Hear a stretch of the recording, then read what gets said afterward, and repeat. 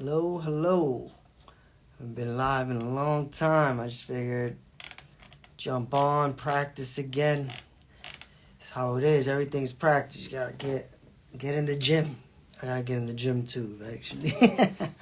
Yeah, I'm live talking about what's going on. Reading smart contracts at 9 o'clock.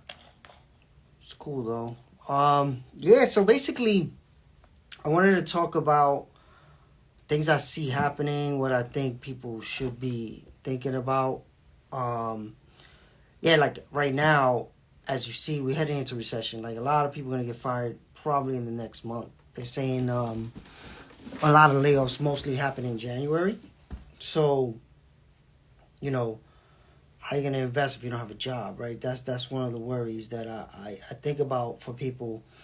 But when I think about creating startup ideas, one of the things you got to think about is, okay, how do you help people that need solutions to their problems, right? So like a problem is, how do you invest if you don't have a job, right? So this is where, one of the things that's coming up with me and I keep seeing is this whole AI thing, and I really think about people like using the money they have while they have it. You know what I'm saying? Like, make sure you are learning about investing right now, because if AI starts to really take control over jobs, the government's going to be able to just give you a certain amount of money, and that's it. You got to live off that money, and I don't know how that's going to work, right? And they're already testing this. So part of what I'm trying to do is educate people on options.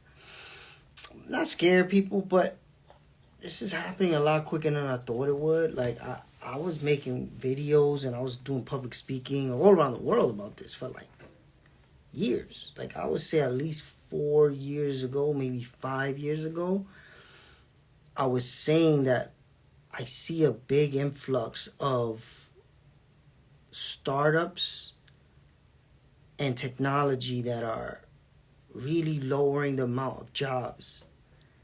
And it wasn't just AI, but I knew AI was coming, and when AI came, it was going to get worse. So when I really started to see it, I was bidding for a project in my company, Mass Ideation. I was building on a project for a big brand, like one of the biggest museums in New York City. Let's just say that. And I was supposed to scan some bones, some Neanderthal bones at the museum. They wanted us to create 3D objects. So I found an AI that would do that. And I thought I was going to need like 8 people to do that job. I ended up only needing 2 or 3. So those 5 other people, I was able to underbid all of the other agencies because I needed less people. But that was because I found an AI and that agency didn't. So I remember seeing that and being like, oh man, like, yeah, I went on this battle, but I'm not winning the war. It's just going to be eventually the company's not even going to need to reach out to companies like me. They're just going to have to use the AI that I used. And I think about how that's starting to really show itself, right? Like when you think about the whole like AI pictures, AI chat GPT. The last video I made about Bitcoin, I did that in a day because I had an AI write the script. Then I had an AI that will help you find clips for what you're saying in the video. So that's a lot of the time right there. Those are 2 big time consuming things, right? Like writing a script, time consuming. Finding good footage to put alongside your edit, time consuming. And I just saw that used to cost a lot of money. People used to have to pay a lot of money for that, and now I can do it mostly by myself. I don't really need anybody. Of course, you could, of course, always hire to make sure you do no work. Like I can even have somebody go and type in ChatGPT, make me a script. They could tell me this is the good script. Miguel, read it. Then they could take the reading, they could edit it, they could do all the work, yes. But if it takes me 2 hours, if I have it, is it better to pay a person to do that or just do it myself? It's an option now, right? Like before, it wasn't as much of an option. I would have had to pay somebody because it was just too much time. But then there's the other side of it where it's too much time, but it's also expensive. So this is where, like, part of all of this is, you know, we're heading into a crazy time. There's going to be less jobs, recession, and at the same time, there's this cryptocurrency technology that's just getting started. And literally, as I read a smart contract, and I'm just seeing, like, how they combined money with technology and code, it's incredible. And, you know, I don't know if there was another time in history where we had this. I guess there was one time where it was when the Gutenberg press was created, right? So the Gutenberg press was a way for us to mass produce books and paper, right? So that was when we switched to the money system, going from gold to dollars, right? So there was this system, this machine, this mechanism that made it so we can make more paper easy. So by making more paper, the Gutenberg press, which was a lot of jobs. There were a lot of people that used to do that job of making paper. And then this Gutenberg press thing came, and it made it so less people needed to do that same job. So what they started to do is they started to riot. Like people started setting the factories on fire. It's called, if you look it up, it's called the Luddites, right? So what they did was these companies went from needing all these people to now having a machine and needing a lot less people. So the workers started burning the factories because they were like, no, this is not right. You know, this technology is taking work away from us. And I see the same thing happening right now, right? It's the same thing, but it's two different technologies that have super exponential potential, right? The first technology is AI, right? AI right now, literally, I just told you could do all the things of like 7, 8 people. One person can do it. And then at the same time, we're converting our money into code with similar technology. So it's like we're coming into this time where both these technologies are hitting. And it's pretty scary because what happened with the Luddites was there was a period of time where a lot of people didn't have work. And, you know, there was not enough money for people because the work that they were doing, they couldn't do anymore. And as they were switching to this dollar system, you know, of course, people are hesitant for change, right? So, you know, imagine going back to that time and saying, look, let me just take as many of these dollars as I can while I can, right? So at the end of the day, this Gutenberg press thing took a while to get in to the norm. It wasn't instant that everybody just switched to the dollar. But what's happening now is the speed of everything is faster because of the internet. Everything's just faster, right? Like if you look at how fast things catch on back in the Gutenberg press days, which I think it was like the 1700s, you know, 1800s, something like that. Things didn't move that fast. There was no travel. There was no internet. Now things move like fast. So what we're seeing with AI and crypto and being able to look back at history at what happened before in this same kind of situation where AI was able to take, where the printing press was able to take away a lot of jobs, but also create a lot more information dispersion, right?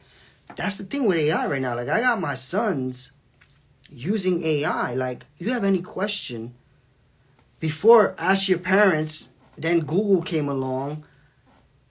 Now it's AI. Because if you go to Google and you type in, like yesterday, my son asked, he asked some crazy question like, why is mitochondria the power of the cell? And it was because of a meme on TikTok. He saw this TikTok meme, and he was like, why are they saying this? And I'm like, I don't know. I don't even know what they're talking about. I said, ask the AI. Before, he would have had to go on Google, type that up, and then read articles and say, all right, now I understand it. Now, he puts that same question into the AI. The AI comes back and says, this is why mitochondria. And it literally breaks it all the way down for him in like a paragraph. That is impressive and like impactful. Think about the time shave. He would have had to read at least a few articles, maybe one, but still you gotta read it and then disseminate the information. The AI went out, took all the information back and disseminated the information in like a second, like literally a second. And this 10-year-old kid, 9, he was able to get the information in a second. Again, there's pros and cons, right? Because now he didn't have to read as much. He didn't have to think about as much to like get the concept. The concept was given to him. So there's pros and cons to all this, but we are heading into a time where it scares me for people that don't put in the time to try to understand these new technologies. Some people are just like, oh, I don't like that. I don't want to deal with that change right now. That's dangerous because the more time you get with the technology, the more likely you are to benefit from it.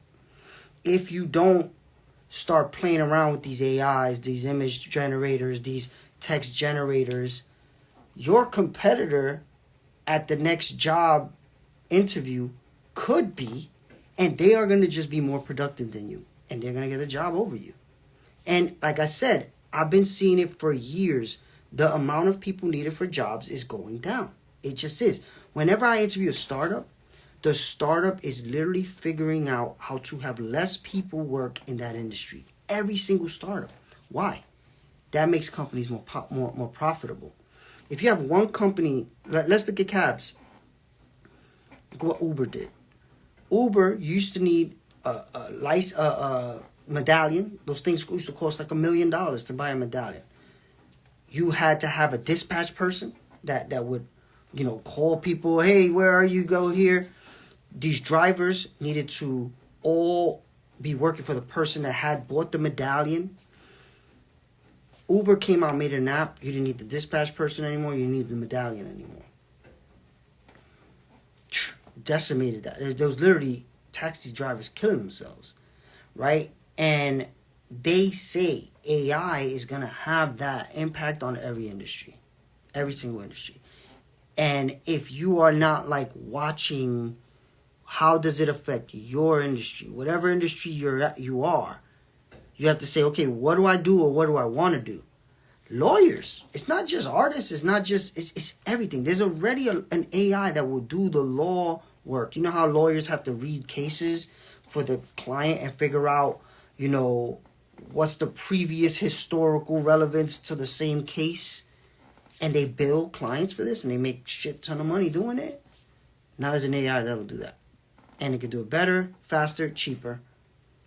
Of course, the lawyers are the ones using it, but imagine being someone that understands that system and saying, okay, law firm, I understand how to do this.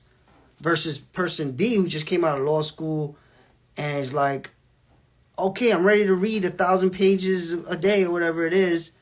Versus the other person saying, I know how to use this AI software that's going to make me 10 times more productive than that person. This is, we all, including me. I'm a creative director, and I'm looking at all these technologies, and I'm like, whoa, this makes anybody a creative director. What a creative director does is a client comes to them and says, hey, I want you to make me this thing. And then I have to say, all right, this is what we need. I need this type of person. I need this type of person. I need to come up with some ideas. I need to see some designs. So I hire people, bring me some designs. I show them to the client. I like this, change that. Now the client could do a lot of that without me, and without me hiring other people, right? So I think it's pretty groundbreaking. This is gonna be one of the biggest technology leaps we've seen. We're seeing it first with creative because it's the easiest to visually see. Like seeing an AI that makes 1,000 pictures of you in 1 minute, you can see that, right? It's harder to see the AI in the law firm, right? And I think every single industry is up to you to figure out what you are, what you want to do, and find the AIs that are currently already built or about to be built. Because literally every single industry, this is like electricity. When electricity became the new technology, every business had to change, right? Because now there's this new form of energy that if you're not taking advantage of it, look, if you were a store back in that time and you had electricity and the other store didn't, you could be open more hours a day. So you had a super advantage over people who didn't take electricity, right? It's very similar right now with this AI stuff. And I think it's connected to money, right? Because while we can make money in the way that we are able to right this second, we need to figure out how to make that money grow for us, right? And this is where I keep coming back to entrepreneurship. I think eventually the way to win is be thinking like an entrepreneur about this AI, not just as a worker. Because the work is going to go down. There's going to be less people. And this has happened throughout history, and not just through the Luddites. I remember that I was reading this book called The Wealth of Nations. Listening to a book. If you are the type of person that likes to learn about different things, it's about how the world turns countries into economies. And it literally talks about how they switched us from slavery to employees, right? Like, if you are an employee 200 years ago, you probably would have been a slave, right? Because the way it works is now they don't have to whip you to come to work. They just say, you don't show up, you don't get paid, you don't eat. I don't got to whip you, you don't eat, right? And then Wealth of Nations, one of the biggest things that it stays with me from hearing it is they say employers only have to hire and pay employees how much they need them. So if during a certain part of the year, let's say Christmas, right? You think about all the Christmas jobs, you hire people, you pay them exactly what you need to, and then when you no longer need them, you don't need them anymore. You don't hire them anymore. And it literally breaks that down. And I'm like, wow, it makes sense. It just makes sense. But then when you hear like how it's built into the system, that's what this whole economy thing is, right? We got to get people working again. We got to get the economy working again. It's basically like we need to get the slaves working again, right? Like if you listen to the Wealth of Nations, they say there's 3 ways of making money. There's stock, which means like owning the company, land, owning the land, and labor, right? And doing the work.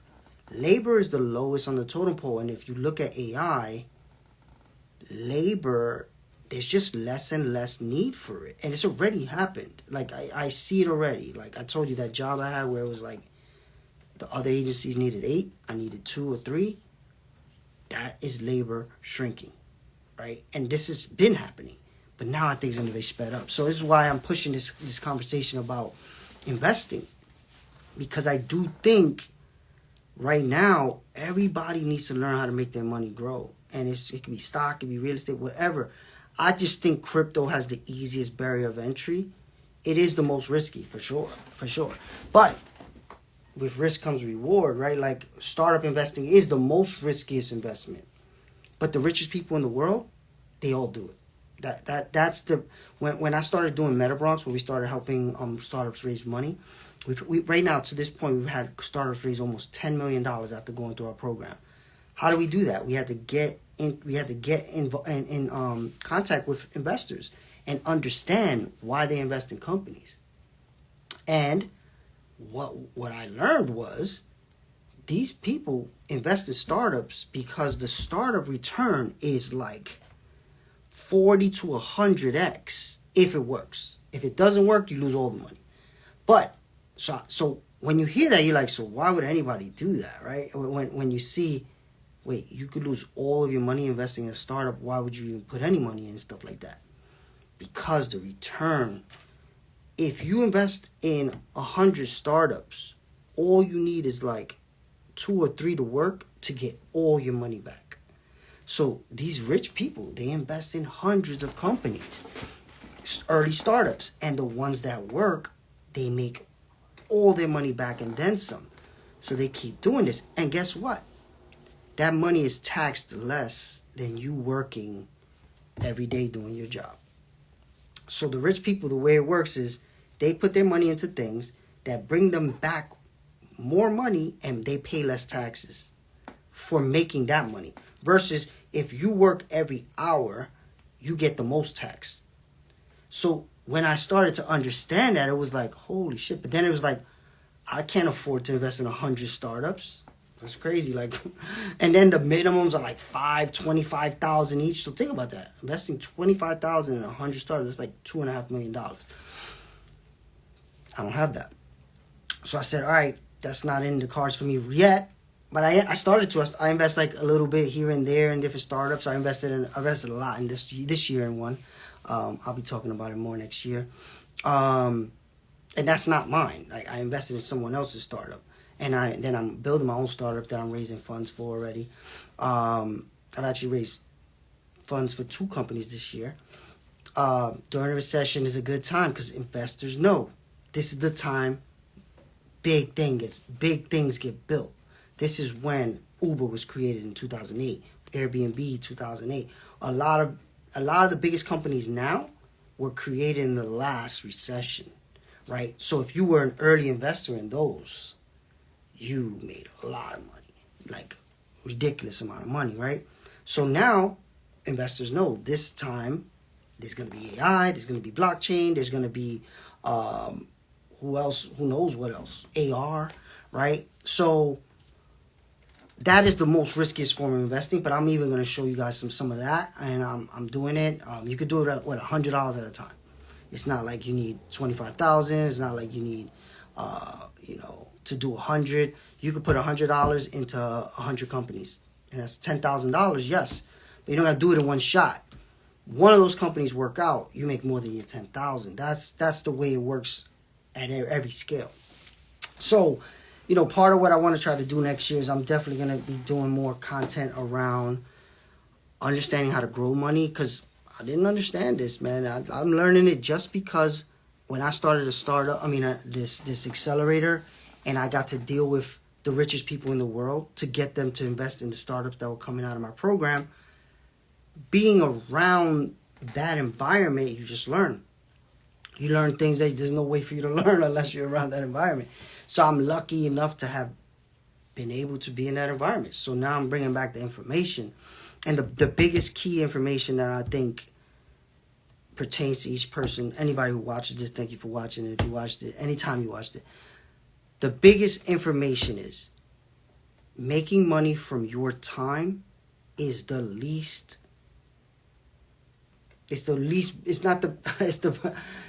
best way of making money. That's basically what I see. If you work an hour and that's what makes you your money, you pay the most taxes, you did the most work. Out of all the rich people that I've got to be around, they make most of their money by having other people work for them, entrepreneurship, growing the money they make by investing it. Their hours don't make them the money. It's not like they say, hey, let me work 10 hours this week for $500 an hour. It's not like that. Rich people don't do that. They'll make, because again, if they do that, they're paying the highest level tax on $500 an hour. So what they do is they make these entities, or they invest in these entities, that when the money comes back, it comes back and they pay way less tax and they do less work.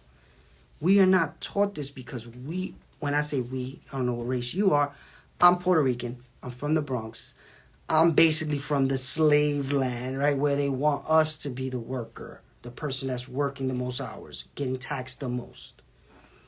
They don't teach us about this investing thing. They don't teach us about putting money to work for you instead of your own hands and legs.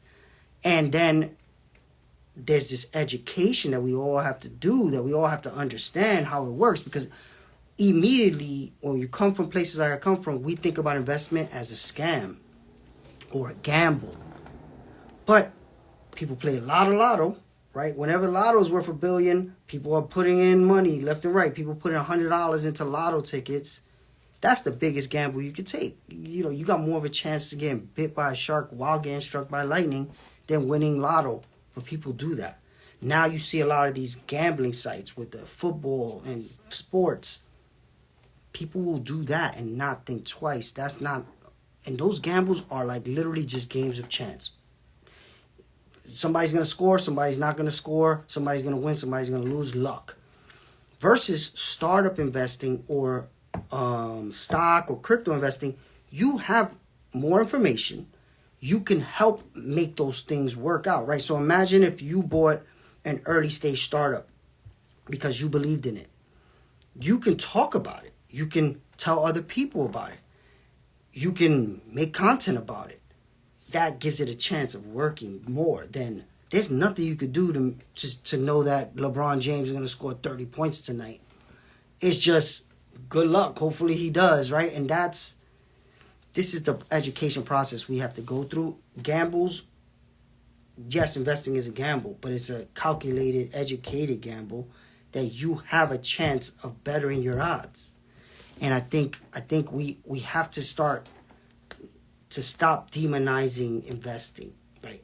I deal with it every day. I raise funds from companies I'm involved in, companies I'm not involved in, nonprofit stuff. People look at investing right now and they think the worst, right? I'm gonna lose my money, it's a gamble. But then there's things that they definitely do that 100% they're gonna lose their money, and they do not think about those as much of a gamble. So I kind of want to flip that somehow, and part of it is creating content. And I do think it's just we didn't get the information. So my job is to figure out how to get the information, put the information in digestible chunks. So I'm doing that in multiple formats. I'm doing shorts, I'm doing medium level videos, I'm doing long form videos, I'm doing live streams, I'm doing podcasts. And then of course, how do I monetize that, right? Because I'm an entrepreneur, I can't just do that for free, right? So this is where I came up with this idea of, with cryptocurrency, you can pay your bills and invest at the same time. That's where I came up with the term retire your bills, because I've been saying this. My dad just retired. And what I learned about when people retire is the next year you retire, you are supposed to live off a lot less money. So whatever amount you were making the year you retired from your job, the next year, you're not going to make that much. The government is going to give you however much you were supposed to get because of your Social Security, if there's even Social Security for people like us. Not guaranteed. They're saying, I just read an article that said, we are likely to only get 70% of our Social Security money. So think about that, right? Like if you were expected to get $1,000 a month, now you're going to get $700. That's already kind of like, they're like, yeah, pretty much, definitely at least 70%, and it might go lower. So Social Security, not guaranteed to us. So what do we do? And Social Security is what most people are relying on. A lot of people will have 401ks, but a 401k is really not as good as people think it is, because for a 401k to work for you, think about how much money it has to be in there. Because what happens with a 401k is when you turn a certain age, the government starts making you sell it. They make you sell it off. So let's say you're lucky enough to get a 401k that's up to $5 million. That sounds crazy, right? Oh my God, if I had a 401k that's $5 million, I'll retire today. No, you wouldn't, right? Depending on your age. But $5 million, when you sell the $5 million, you got to pay taxes. So let's say, I think it's, if you're after the retirement age, let's say it's 30%. That's $1.5 million in taxes. So now you got $3.5 million to live the rest of your life. Now that $3.5 million, also inflation is hitting it. So if inflation is 7%, every year that value of that money is going down 7%. In 10 years, the value of that money is going to be a lot less. Right? So if you're going to live 30 years off this money, $1.5 million, you're going to have to continue lowering your expenses every year because you want to make sure that you're not in a financial situation, because you can't make more money at that point in your life. It's really tough for most people if you don't have an entrepreneurship background, an investing background. Your money all was made from the time you worked the hours and then you stopped working. Now you're just relying on this much money for the rest of your life. So this is where I get scared for people, because I just saw a stat too. Almost half of Americans don't have a retirement plan at all. So think about that. All these people, half of America, when they retire, if they even can, probably can't, they're going to have to live on Social Security, 70% of it. Probably even less when we actually get there. So what does that mean for America, right? Like if half of Americans can't never retire, they just work to the day they die, that's scary. So part of what I'm trying to do with all this is like start to just put the seeds, right? Like for me too, I don't have anywhere near what I should have if I wanted to retire. But I am an entrepreneur and I am learning about investing. I do not expect to work the hours to a certain age and then stop working. I don't want to do that. And I also see when people retire what happens, right? When you retire, your whole life is based on this, going to this job every day, right? Your identity becomes that. And then you lose it. No more. All right. You're not going to work every day anymore. You don't have that same routine. Now what? Now you're just sitting at home, like, and that, like, who wants to do that, right? But when you are a certain age, you don't make that decision anymore, right? Like, if I'm 70 and my boss says, you're finished, you can't do this anymore, he says it in his head, I got to get somebody younger to do this, you can't just keep working it. But if you own the company, nobody can fire you, right? So this is why I think everybody needs to start thinking about creating these little side hustles right now that could become bigger over time. Companies take time to build. Like, I've had mass ideation over 10 years. Most people don't even know what I do. I don't talk about it publicly, but that's been a business that I've been building for over 10 years, right? Like, and then I have a nonprofit. I've been building that for about 5-6 years, maybe 7 years at this point. They all grow very slowly, very incrementally. I could have tried to do the skyrocket, investors, and all this stuff, but I wanted to have companies that I control, and I know I can grow very slowly over time my way. I am creating stuff that does have the skyrocket opportunity too. That's what entrepreneurship is. You get to try different things. Your money's made from your efforts, not just hoping somebody would allow you to make money, right? So this is where, like, I think we all have to start studying entrepreneurship. Even me, it's a ever evolving thing that you keep learning, but you got to try it. The only real way to learn it is to do it. You can't just read books about it. You got to try to sell things. You got to create products. You're gonna fail. You're gonna fail more than you succeed, right? But you got to become okay with that.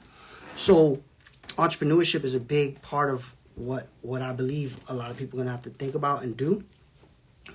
And while you're learning that, you're gonna have to figure out how to lower your expenses now, because if your ultimate goal is to retire, which most people are, I talk to a lot of people, I want to retire at 70, 65, and they're gonna up the retirement age too. That's another thing.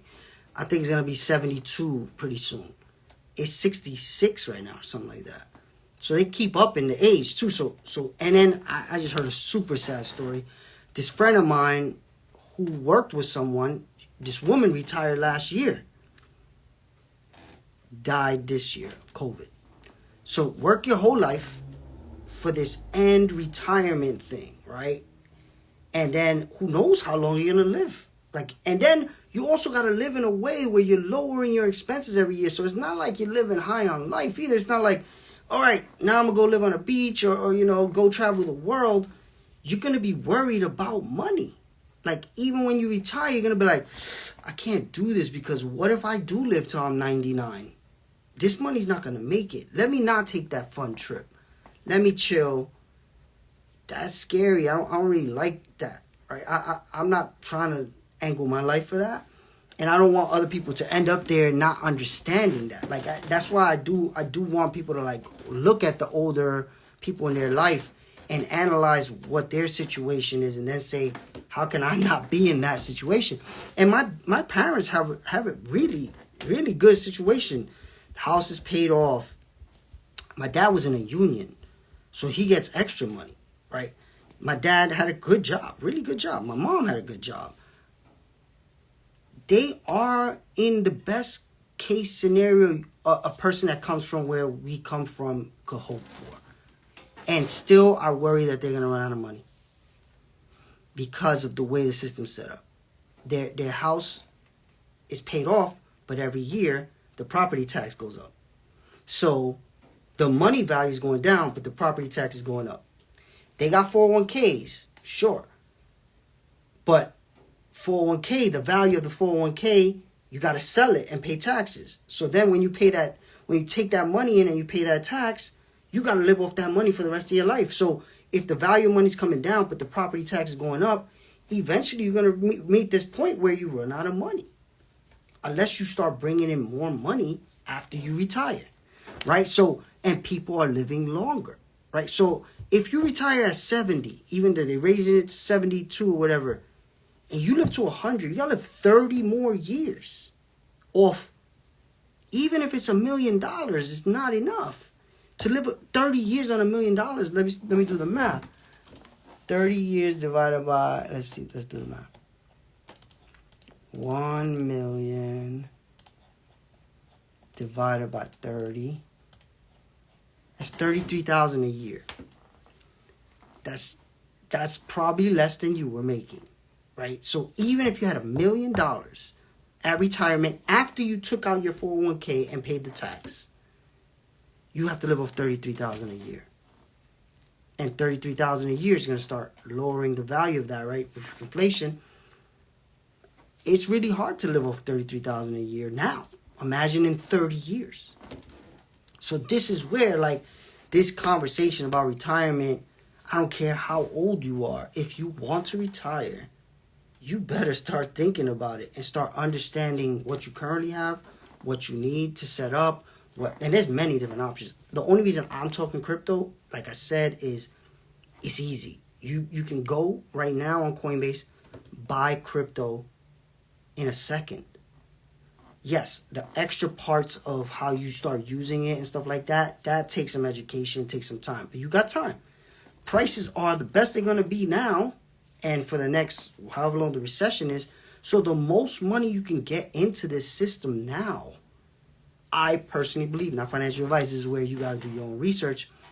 I believe you could be in a position where this year of recession could set you up at the end of your life to have multiple years of not having to work, right? So for every dollar you put into crypto today, it might buy you $10, $20, $30, $50 in your retirement years.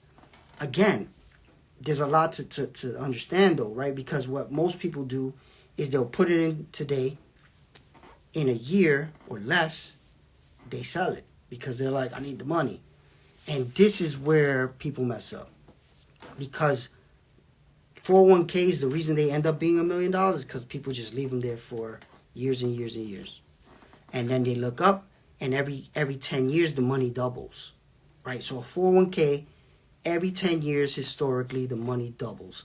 So if you put 100k into it, in your 20s, the next 20 to 30, it becomes 200k.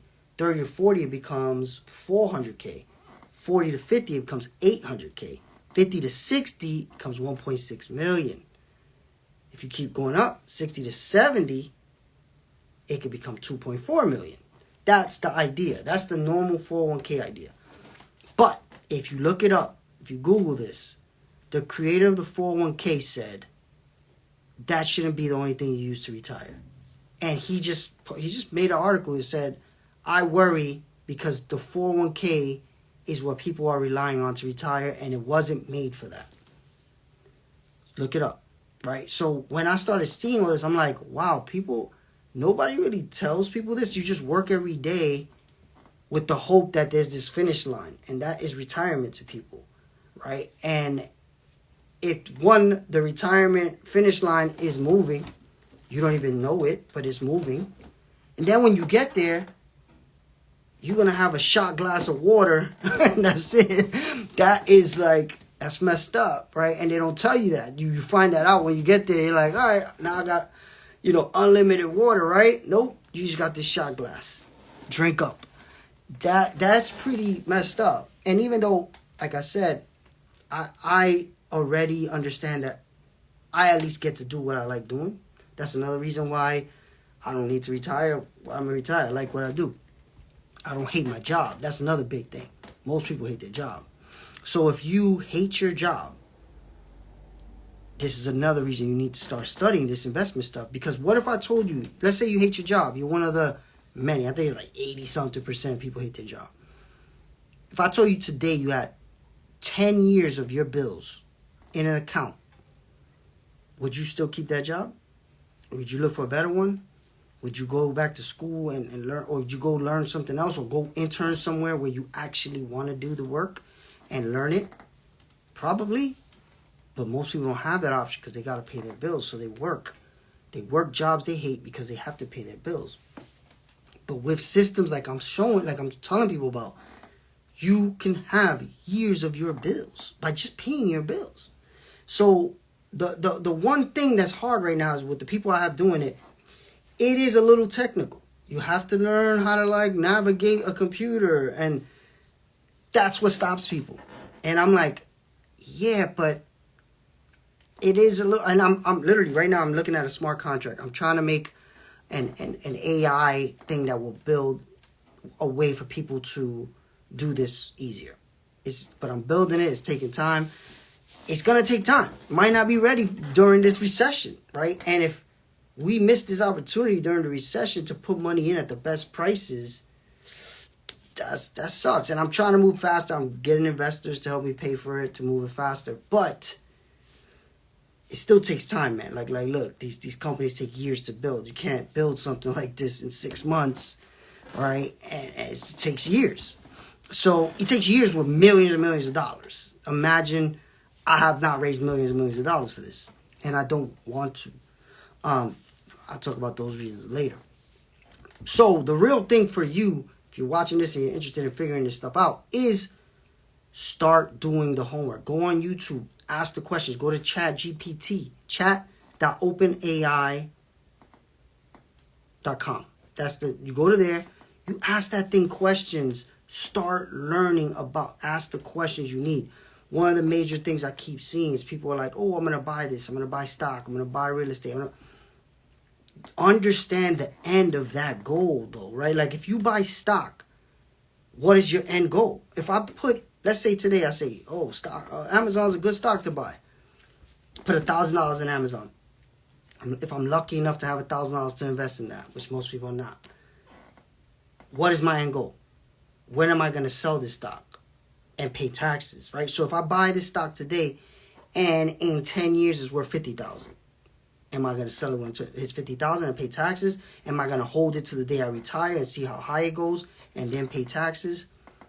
The difference with crypto that I've never seen anything like this other than real estate. Real estate, you can do it, but real estate is just a higher barrier of entry. There's a higher level of education, higher level of requirements. What rich people do is they buy real estate, and as the real estate is going up in value, they borrow off of that real estate, and they either live life or they buy more real estate, or they buy more assets, they invest in other things. The problem with real estate is you need a job, a good job. The bank has to approve you for the loan.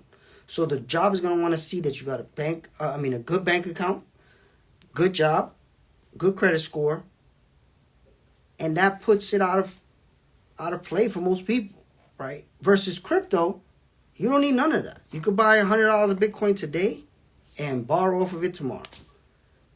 That's why it's huge. Because imagine being able to buy $100 every week off and still pay your bills. And now, in 10 years, all that Bitcoin, all that Ethereum is worth 10 times more money. And you could borrow off of it to live. That is the best thing possible, right? Of course, if you don't believe in crypto, that's a whole nother ballgame. I'm not here to convince you about crypto. If you don't believe in crypto, cool. If you do think crypto is going to be around for the next 20, 30, 100 years, we're at the cheapest prices are going to be. You can borrow off of it the same way real estate without asking a bank. That's the key, right? So if I have $100 of Bitcoin and I want to borrow 50, I don't have to ask anybody. The computer code does it because I'm using my Bitcoin as collateral. They'll lend me the money because they hold my Bitcoin. That's where the education comes in.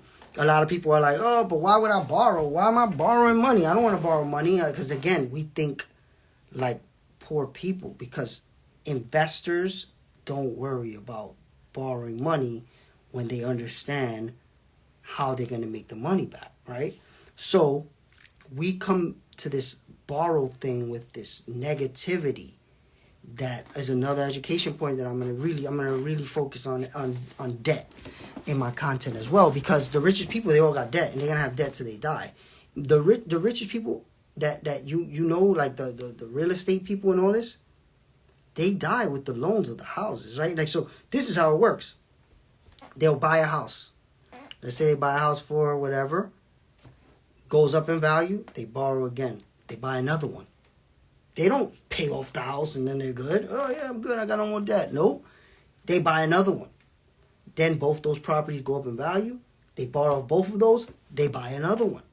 So they keep doing this. But they're growing their value, their net worth. Another big thing, that whole net worth thing. When you hear Kanye West is worth $1 billion, Jay-Z worth $1 billion, they don't got $1 billion in their bank account. That's not how it works. They have assets that are worth $1 billion. In those cases, they own percentages of companies. So if let's say if Jay-Z owns 50% of Duce, and Duce's worth $2 billion, he has $1 billion worth of net worth because of Duce. Half of that company is $1 billion if the whole company's worth $2 billion, right? So your net worth is different than your cash flow. Right, so if you got Jay-Z, he has that 50% of Duce is worth $2 billion. He owns $1 billion. They're not giving him that $1 billion every month.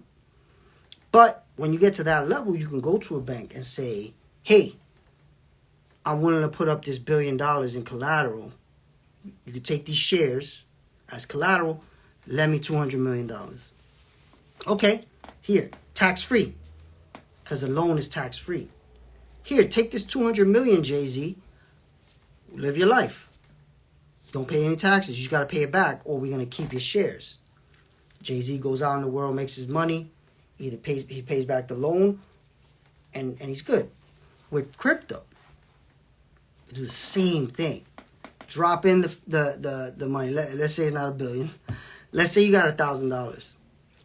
Let's say you can invest $1,000 a month, which most people can't currently, because they don't understand what I understand. Most people can invest $1,000 right now. They don't know it. But let's say you understood it all. You did it. $1,000 every month. $12,000 a year. In 10 years, that's $120,000 you put in of your own money. Let's say on average every year grows 10%, something like that.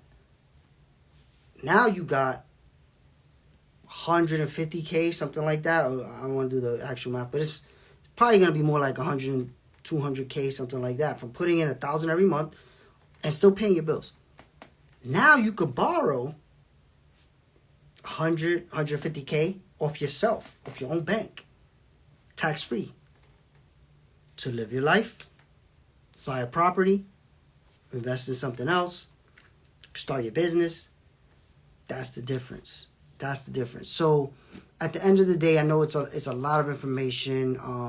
I'm trying to educate and let me know what makes sense, what doesn't. If something makes sense to you, doesn't make sense to you, please DM me, put it in the comments, because I really think this next year we have a chance to put ourselves in a position that people like me and you, depending on if you're a minority, and you're from the hood, we were never able to be in this position, and I don't know if we will ever be in this position again.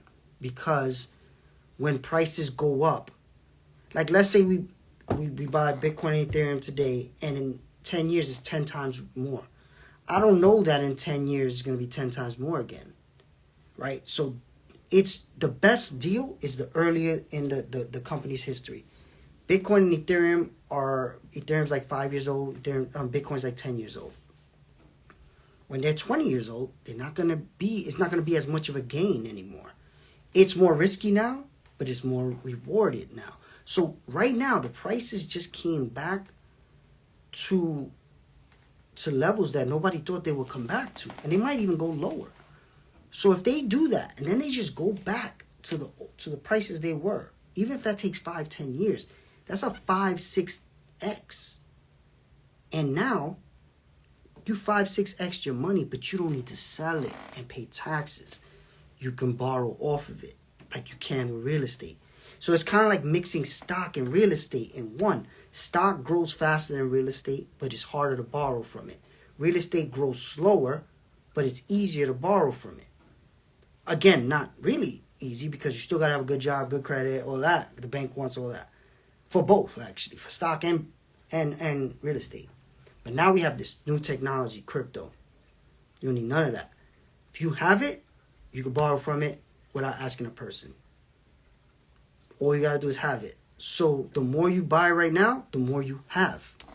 Right? So if you could buy even one Bitcoin today. Let's say you bought one Bitcoin today is like 16,000. I know you don't have to. You can buy a piece of, you can buy 10%, 1%, whatever. Let's say you were able to buy one Bitcoin today. Let's say in 3 years, it goes back to its all-time high. That 16,000 now turned into 65,000. Right? So now, you can borrow off 65,000. I am borrowing off my stock for my home down payment. I wish it was crypto percent though. How much interest is it for the stock? And what type of stock did they let you borrow off of? If you're still watching.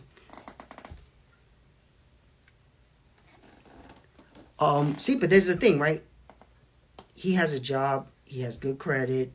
He has probably a decent bank account. Because another thing, the bank is not going to lend you money. It's 8% margin loan. Wow. So this is the difference, right? Crypto, and again, it's variable. But the highest I've ever seen it was 3%. 8%, that's average market gain. That's what they say the average market every year does, 8 to 12% maybe. So how many years do you have to pay it off? Is it like it's just for the down payment, or is it you just do it for the down payment? Yeah, okay. Again though, Jeff was one of the people I was training. If you would have bought different crypto and been able to borrow, but I'm not selling my shares. Yeah, I mean, that's good, but okay, this is where 8%, so the interest is higher. I told you could do this with stock, but what stocks too? You can't do this with any stock, right? You got to have a certain stock. You got Apple stock, right? That's why. But what stock do you have specifically? What are they letting you borrow off of? You can't borrow off any stock though.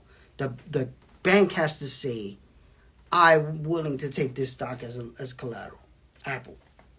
Yeah, Apple's the number one company in the world. And Jeff worked at Apple. So he was able to get that stock. Jeff was one of my early... Jeff actually was probably the reason I worked with young people. I worked at Children's Aid Society with Jeff. He was the only kid that listened in the class. And he went on to work with Apple. And now he's doing great. But the truth is, not everybody has a good amount of Apple stock. Because Apple stock is expensive now. You were able to get it probably for free for working there. If I wanted to buy Apple stock right now, I need that money. The exact amount, right? So if it's worth 50,000, if I need 50,000 to be able to borrow, I need 50,000 to put in. Versus crypto today, you could put in 10 and that could become 50, and then you could borrow off that 50. That's the difference. Apple's not going to grow as fast as crypto. Apple's already the highest market cap stock, so it's going to grow. It's going to grow over time, but it's not going to do multiples. It's not going to be like a 5x, right? But it's the safest company in the world now, right? So this is where, like, yeah, Jeff, what you're doing with stock, you could do with crypto. And I know you have crypto, but I know you've been one of the people that are a little afraid of the loans. The thing is, this is what I'm coding. Literally right now, I'm looking at the code. There's a way to code this money system to say, if the price reaches a certain dollar amount, sell enough to protect my loan. That is not happening in a bank. A bank is going to call you and say, hey, Jeff, Apple stock went down. The value of loan is this now. You're going to have to pay this money right now, or we're going to keep your shares, right? So you got to either have that money ready to pay it. With crypto, because it's code, we could do stuff while we sleep. The code is watching, and it says, all right, it reached the point that Miguel said, sell enough to protect the loan, sleeping like a baby, and the money's growing for me, you know. So this is why it's such a crazy opportunity. Again, I'm trying to code an easier solution as fast as possible, but in the meantime, you can do this. I have people doing this by hand every day, investing thousands of dollars a month. Thousands. So I'm talking about people that were doing a dollar cost average with like a few $100s a month are now investing thousands of dollars a month and still paying their bills. Same money that they were using to pay their bills, they're investing thousands of dollars a month. That is happening right now. Most people do not know that's possible, do not know how to do it. It is happening right now. So imagine during this recession, you're paying your bills every month. Hopefully you keep your job, or you're on unemployment and you're still paying your bills. But while you're paying your bills, you're able to put money in the best time to put money. When the market comes back, you could have years of your bills right there, waiting for you to use them however you want to use them. That's what I'm teaching people about. There's a lot of steps you got to learn. Trying to teach those steps at the same time building this code and building a community of people doing it so we can help each other too. Because again, I'm one person. I'm looking at lines of code here. I'm not infallible. Of course, there could be something I don't see. So I want more people to look and be like, wait, are you thinking about this? Are you thinking about that? So I'm building that too. I'm building a team to do that. Yeah, I mean, this is an interesting time. I definitely think anybody watching, thank you again. I think you need to figure out where your weaknesses are in understanding. I don't understand enough about stock. I don't understand enough about crypto. I don't understand enough about real estate. I don't understand enough about loans. I don't understand enough about money. Go down your own rabbit hole. Google, how do I understand this? Or go on YouTube, or go on ChatGPT, even better. Or DM me. Read a book. Listen to a book. Education is the big thing. Before, we didn't have access to information, right? Only people who could read were able to read books. Slaves weren't able to read, so they didn't have the information. Now, we literally, with ChatGPT, have information, any information you want to know, in a second. Now that means that it's your fault if you don't know this. If you don't know the thing, it's your fault. It was your fault before with Google, but at least with Google, I could give you some leeway because it's like, oh, you got to read all these articles. I got to understand it. I'm not that great of a reader, whatever. Now they got audiobooks. So right now, there's no excuse. It's up to you. So take the time, educate yourself in wherever areas you need. Ask me questions because I'm looking for people to tell me what type of videos I need to create. My next set of videos I think I'm going to create are a little bit more on debt. So understanding like why rich people live off debt and then they scare us with debt. So on that note, this is about to end. Thank you for anybody who watched. Keep looking. Watch the YouTube. I'm putting a lot of stuff on YouTube. Thank you. Thank you for watching.